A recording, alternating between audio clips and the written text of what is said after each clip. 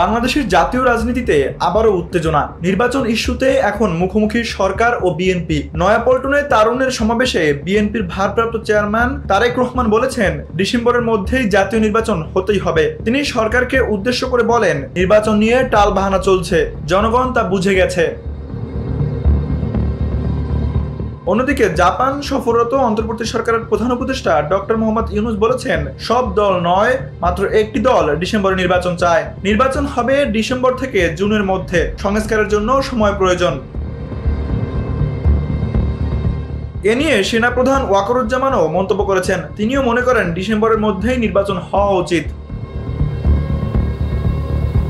23টি রাজনৈতিক দলের সঙ্গে প্রধান উপদেষ্টার বৈঠকে বিএনপি সুনির্দিষ্টভাবে ডিসেম্বরের মধ্যে নির্বাচন চেয়েছে এবং একটি রোডম্যাপ ঘোষণার দাবি জানিয়েছে।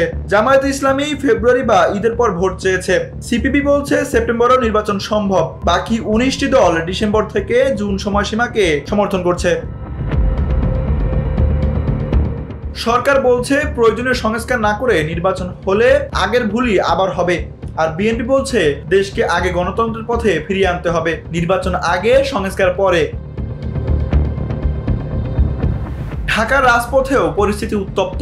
সাম্য হত্যার বিচার, মেয়র ইশরাক হোসেনের শপথ অনুষ্ঠান, শাহবাগ অবরোধ, নগর ভবনের সামনে বিক্ষোভ, সব মিলিয়ে চলমান রাজনৈতিক অস্থিরতা বেড়েই চলেছে।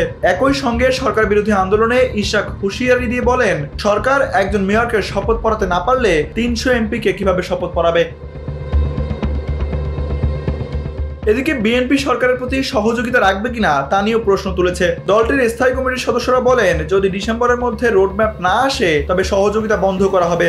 মির্জা ফখরুল বলেন, প্রথম দিন থেকেই আমরা সহযোগিতা করে এসেছি। এখন নির্বাচন ছাড়া অন্য কিছুর কথা শোনা হলে তা সরকারের সদিচ্ছা নিয়ে প্রশ্ন তোলা হবে।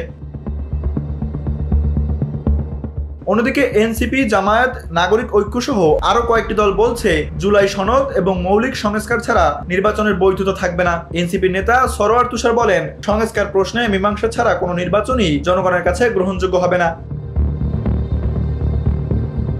প্রধান উপদেষ্টা ডক্টর মোহাম্মদ ইউনূস এ বিষয়ে জাপানে জানিয়েছেন, নির্বাচন হবে ডিসেম্বর থেকে জুনের মধ্যে, আর জুনের পর 1 ঘন্টাও ক্ষমতা থাকবেন না। তানভীর আহমেদ, এনপিবি নিউজ।